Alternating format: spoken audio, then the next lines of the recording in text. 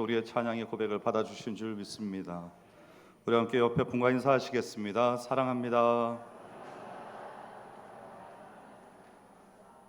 네, 오늘 침묵으로 끝난 행진 그리고 배단이라는 제목으로 마가복음 11장의 말씀을 여러분과 함께 나누고자 합니다.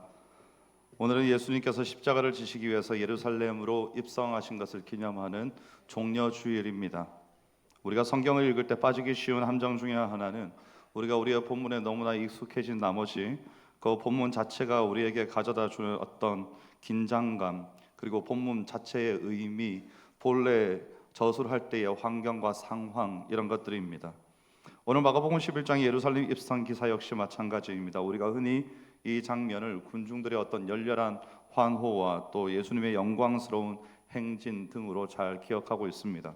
그런데 1세기 팔레스타인의 그 역사적 지평에서 봤을 때 이 사건을 재구성해 보면 본문은 오늘 우리가 생각하는 것과 좀 다른, 어쩌면 아주 서늘하고 충격적인 진실을 우리에게 폭로하고 있는 것 같습니다. 유대 역사가 요세푸스의 기록에 따르면 6월절 명절이 되면 예루살렘의 인구가 급증하고 그렇게 모여든 사람들이 크고 작은 밀란들을 많이 일으켰다고 합니다. 이것을 통제하기 위해서 당시 가이사랴에 거주하고 있던 로마 총독인 이 본디오 빌라도가 군병들을 데리고 기마병을 앞세워서 예루살렘으로 입성했습니다. 학자들은 이 행렬이 예루살렘 서쪽으로 들어왔을 것이다, 이렇게 추정합니다. 잘 훈련된 군마들의 그 말발굽 소리가 도시 올드시티, 도시 전체를 진동하지 않았을까 생각해 봅니다. 그리고 그 번쩍번쩍하는 칼과 창과 방패들이 있었을 것이고요. 힘과 폭력으로 평화를 유지하려는 그 제국의 이데올로기였던 팍스 로마나, 이것이 예루살렘을 완전히 짓누르면서 들어오고 있었던 겁니다. 그런데 바로 그 무렵에 예루살렘의 반대편인 동쪽에서 감람산 벳바게와 또 베다니 쪽에서 전혀 다른 행진이 시작되고 있었습니다. 예루살렘 올드 시티, 그러니까 본성으로부터 감람산을 향해서 올라가서 거기에서 왼편, 정상에서 왼편으로 있는 도시가 벳바게이고 그 산을 완전히 넘어서 반대편으로 내려가면 베다니가 있습니다. 오늘 본문 1, 2절 말씀에 그들이 예루살렘에 가까이 와서 감람산 벳바게와 베다니에 이르렀을 때에 예수께서 제자 중 둘을 보내시며 이르시되 너희는 맞은편 마을로 가라. 그리로 들어가면 아직 아무도 타보지 않은 나귀 새끼가 매여 있는 것을 보리니 풀어 끌고 오라, 이렇게 말씀합니다. 만왕의 왕이신 예수님의 입성 준비는 너무나도 초라했습니다. 주님은 전차나 군마가 아니라 아무도 아직 타보지 않은 나귀 새끼를 요구하셨습니다. 아직 길들여지지 않았고 아무런 쓸모도 증명하지 못한 어린 짐승이었습니다. 여러분, 여기서 우리가 반드시 떠올려야 하는 구약의 예언이 있는데 마가가 직접 인용하진 않지만 이 장면을 읽는 1세기의 유대인이라면 누구든지 이 말씀이 떠올랐을 겁니다. 스가랴 9장 9절 말씀입니다. 우리 함께 읽습니다. 시온에 따라 크게 기뻐할지어다. 예루살렘에 따라 즐거이 부를지어다. 보라, 내 왕이 내게 임하시나니 그는 공의로우시며 구원을 베푸시며 겸손하여서 나귀를 타시나니 나귀의 작은 것 곧 나귀 새끼니라. 아멘. 스가랴가 예언한 메시아 왕은 군마를 타고 오는 정복자가 아니었습니다. 겸손하여 나귀를 타고 오시는 왕입니다. 여기서 겸손하여라고 쓰여진 이 단어의 본래의 뜻은 가난한, 낮은, 억눌린, 이런 의미들이 있습니다. 이 단어는 구약에서 가난한 자, 소외된 자, 눌린 자들, 이런 자들을 가리킬 때 사용됐던 바로 그 단어입니다.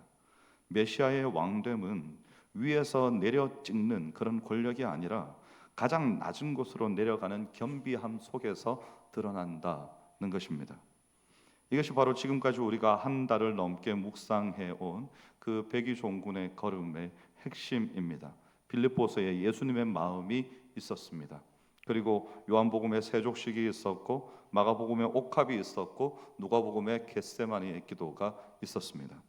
이 모든 것이 스가랴가 예언한 겸손하여 나귀를 타시는 예수님, 그 왕의 모습이었던 것입니다. 예수님은 군마가 아니라 나귀를 택하심으로 이제 빌라도가 대표하는 제국의 힘의 논리, 그것에 대해서 정면으로 맞서시는 겁니다. 현대 사회는 어떻습니까? 철저한 자본의 논리. 우리가 자본의 논리라고 하면 여러분의 마음에 뭔가 이렇게 생각에 잘 와닿지 않으실 수가 있는데, 지금 중동 전쟁으로 인한 유가 폭등, 이런 것들 자본의 논리죠. 또 비행기 탈 때 내는 유료 할증료 뭐 3배, 4배 오른다고 하더라고요. 여러분 이제 외국 나가시기 힘드실 수 있습니다. 그런 거죠. 그게 자본의 논리입니다. 성과주의에 지배받는 현대인들은요, 이 세상이라는 전쟁터에서 살아남기 위해서 자신을 마치 저 경마장에서 달리는 말들과 그 기수들처럼 혈통 좋은 군마로서 내가 얼마나 작고 빨리 달릴 수 있는 사람인가, 이런 것들을 증명해내야 되는 시대에 우리가 살고 있는 겁니다. 더 화려한 스펙이 있어야 되고, 효율적인 능력이 있어야 되고, 더 압도적인 매력을 계속해서 발산해서 사람들에게 주목받아야 하는 시대가 된 겁니다.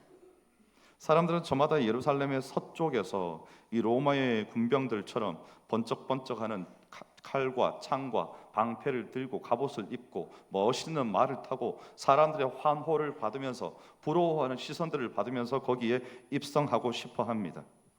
자신의 영혼마저도 그런 것들을 위해서 소진해도 아까워하지 않는 그런 피로 사회를 우리가 살아가고 있는 겁니다. 그런데 3절에서 주님은 만일 누가 너희에게 왜 이렇게 하느냐 묻거든 주가 쓰시겠다 하라, 이렇게 말씀하셨습니다. 여기서 이 주로 번역된 퀴리오스라는 단어는 당시 로마 황제의 칭호로도 쓰이는 그런 단어였습니다. 근데 그 퀴리오스, 그 참된 주인이 세상 사람들의 눈에 아무런 가치도 효율성도 없어 보이는, 다만 그냥 도시 한 구석에 매여 있는 나귀 새끼를 선택하셨다. 이것은 세상의 가치관에 대해서 예수님께서 어떻게 생각하시는가를 너무나 잘 보여주고 있는 장면입니다. 하나님 나라의 역사는 세상의 힘을 축적한 사람들이 아니라, 비록 작고 볼품 없을지라도 주님의 손에 내 목에 걸려있는 밧줄을 기꺼이 내어드리는 사람, 그런 사람들에 의해서 하나님 나라의 역사는 흘러가는 겁니다. 이 나귀를 타고 예수님께서 예루살렘을 향해서 내려가실 때 군중들이 몰려들기 시작합니다. 7절 8절에 보면 겉옷을 나귀 위에 걸쳐둡니다. 길에 자신들의 겉옷과 또 들에서 꺾어온 나무의 가시들을 펼칩니다. 이 행동에 구약의 배경이 있죠. 열왕기하 9장에 예후가 왕으로 선포될 때 사람들이 뭘 벗는가 하면요, 자기들의 겉옷을 벗습니다. 그리고 그 앞에다 펴죠. 예후는 왕이라, 예후는 왕이라, 이렇게 외칩니다. 이 겉옷이라는 것은 그 시대 사람들의 어떤 신분, 재산, 이런 것들을 상징하는 겁니다. 그래서 겉옷을 길에 깐다, 이것은 내가 당신을 왕으로 인정합니다, 이런 의미입니다. 겉옷을 길에 까는 것에 대해서 여러분이 좀 와닿지 않으시면, 주일날 아마 여러분 교회 오실 때 여러분이 입으신 겉옷은 여러분 집에서 그래도 제일 이쁘고 혹 비싸거나 그런 것들이겠죠. 좋은 것들. 그것들을 여러분 성도들이 나갈 때 저 앞에 본당 밖에 로비에다가 내 옷을 한번 깔아본다 생각해 보십시오. 어떻게 하실 수 있겠습니까? 이 수백 명의 사람들이 지나가면 그 옷을 뭐 한번 다시 입을 수나 있겠습니까? 다 헤어져 가지고 이 구둣발로 막 밟고 지나가면. 그런데 이 당시 사람들의 겉옷은 무엇이었는가 하면 그의 재산과 신분을 상징하고, 또 자신의 이불이자 자신의 삶 전체를 늘 보호하는 그런 것이었습니다. 그런데 그것을 벗었다는 겁니다. 여러분, 이 겉옷의 의미가 우리에게 익숙합니다. 2주차 설교에서 우리는 예수님이 세족식 때 뭘 벗으셨습니까? 겉옷을 벗으셨습니다. 군중들은 겉옷을 벗어서 왕에게 드리는데, 그 왕 자신은 겉옷을 벗어서 어디로 가셨는가 하면 종의 자리로 내려가셨습니다. 9절 10절에 군중들의 외침이 있습니다. 한번 같이 읽겠습니다.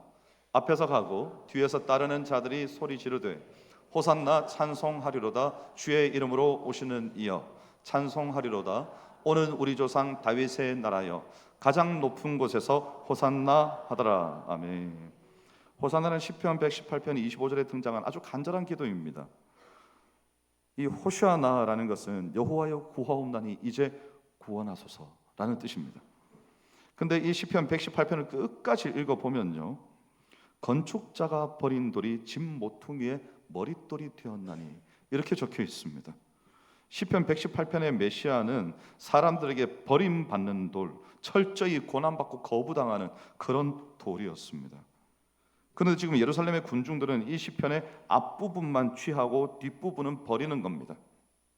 그래서 예수님을 통해서 이제 로마를 전복시키고 자신들의 줄임배를 채워주고 잃어버린 다윗의 나라를 우리가 회복하자, 이런 마음을 가지고 정치적이고 세속적인 영웅으로서 예수님을 받들고 있다는 것이죠. 바로 그 순간에.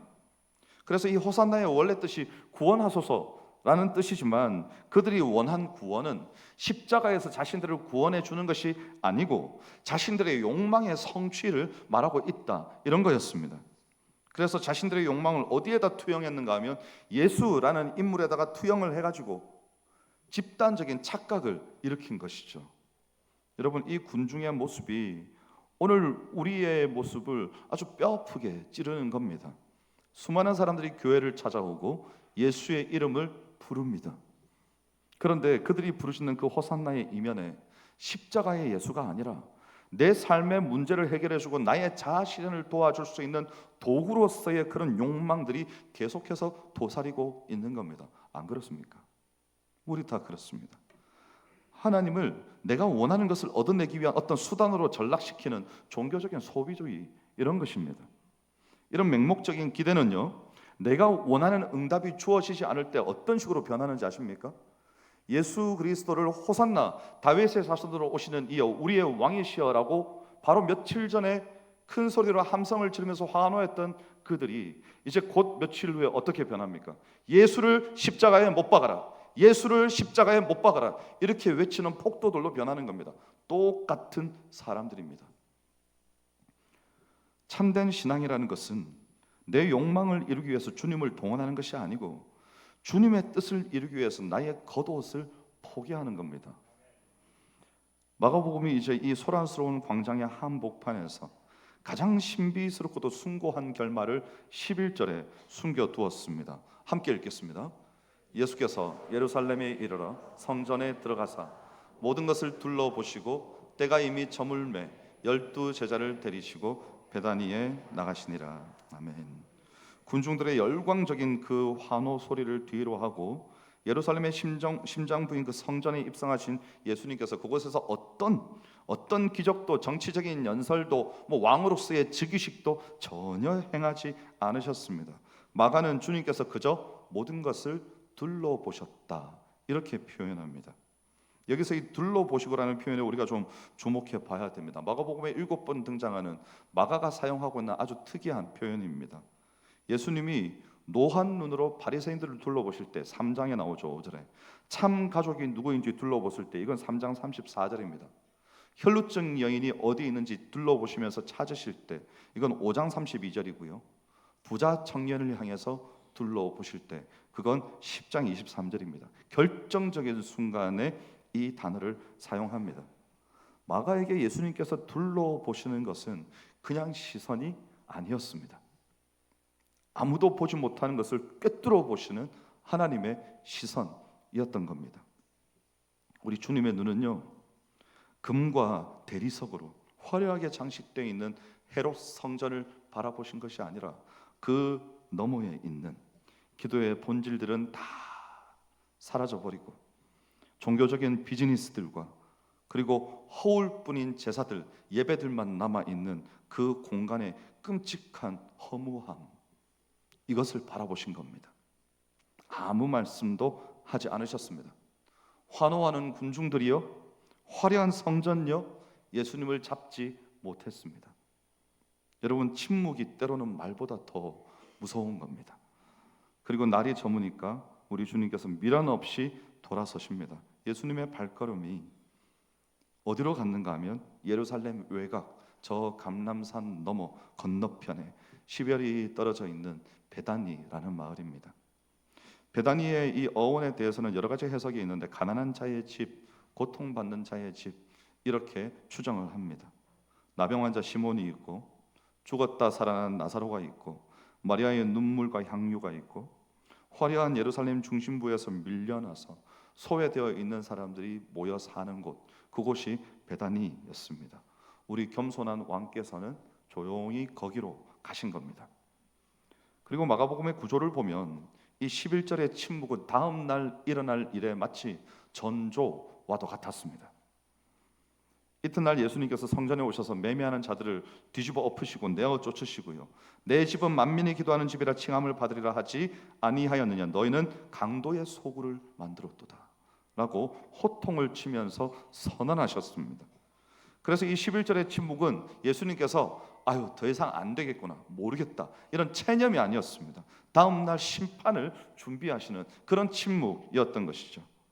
스가랴가 예언한 이 겸손한 왕은 겸손하시지만 결코 공의를 포기하지 아니하시는 그런 왕이셨습니다. 사랑하는 성도 여러분, 오늘 본문이 우리에게 던지는 메시지를 한 단어로 요약해 보자면 그것은 역설입니다. 화려한 입성이 있지만 그 화려한 입성은 가장 처절한 죽음을 향해서 가고 있었습니다. 군중들의 환호성이 있었죠. 근데 그 환호성이 예수 그리스도를 진실로 맞이하는 것이 아니라 조작되어 있는 자신들의 욕망의 메아리였습니다. 종교의 중심지인 성전은 텅 비어 있었습니다. 분명히 사람들이 인산인해를 이루고 성전에 사람들이 꽉 차 있는데 예수님의 눈에는 아무도 없는 거예요. 거기서 진실되게 하나님을 예배하는 사람, 하나님 앞에 진실되게 기도하는 사람, 예수님의 그 눈에는 둘러보셨을 때 찾을 수가 없었습니다. 근데 변두리 베다니에는 참된 안식이 있었던 것이죠. 그리고 오늘 우리는 이 스가랴의 예언을 통해서 이 역설의 뿌리를 보았습니다. 메시아인 왕께서는 겸손하여 나귀 새끼를 타고 오시는 분입니다. 가난하고 낮고 억눌린 그런 겸손한 왕이셨습니다. 여러분, 이것이 빌립보서에 나타난 성육신적인 자기 비움이었습니다. 요한복음의 세족식이고 마가복음의 옥합이고 겟세마네에서의 하나님 앞에서 자신의 뜻을 굴복시키시는 예수 그리스도의 항복의 기도였습니다. 내려가심이 곧 왕대심이라는 이 거룩한 역설이 지금 종려주일 나귀 새끼 위에서 완성되고 있는 겁니다. 오늘 우리의 발걸음은 어디를 향하고 있을까요? 남들보다 더 높은 곳, 더 화려한 곳, 영향력 있는 예루살렘 중심부에 서기 위해서 온몸이 만신창이가 되더라도 그곳을 향해서 달려가고 있지는 않습니까? 그곳에서 터져나오는 호산나가 우리를 구원해 줄까요? 그렇지 않습니다. 일시적으로 우리에게 영화를 가져다 줄 수는 있겠습니다. 하지만 우리 인생을 구해 주지는 못합니다. 십자가의 길을 걷기로 결단한 제자의 이 참된 자리는 세상의 환호를 뒤로하고 주님과 함께 묵묵히 베다니로 걸어 내려가는 겁니다. 아무도 주목하지 않지만 상처 입은 이웃들이 있는 곳, 화려한 서포트라이트는 없지만 주님의 마음이 머무시는 그곳으로 주와 함께 가는 겁니다. 이번 고난 주간에 우리 안에 남아있는 어떤 허영과 탐심의 이 견고한 성벽들을 다 허물 수 있기를 원합니다. 이번 말씀 사경회 때 여러분 마음의 각오를 하고 참석하십시오. 주여 내게 말씀하소서, 내가 듣겠나이다. 그래서 세상에 보기에는 미련하고 약해 보일지라도 십자가의 죽음을 향해 그 영원한 생명을 향해 걸어가셨던 그 예수님의 고요하고 묵묵한 발걸음처럼 오늘 우리도 그 걸음을 따라 걷는 우리의 모습이 되기를 주의 이름으로 축원합니다. 기도하겠습니다. 하나님 감사합니다. 참된 제자의 길을, 그 자리를 우리도 걷고 우리도 지킬 수 있기를 원합니다. 주와 함께 베다니를 향해 걸어 나아가는 가난하고 소외되고 낮은 자들을 향해 기꺼이 섬김으로 이 땅에서 하나님의 사람으로서의 사명을 다하는 우리의 걸음 되게 하여 주시옵소서. 감사드리며 예수님 이름으로 기도하옵나이다. 아멘.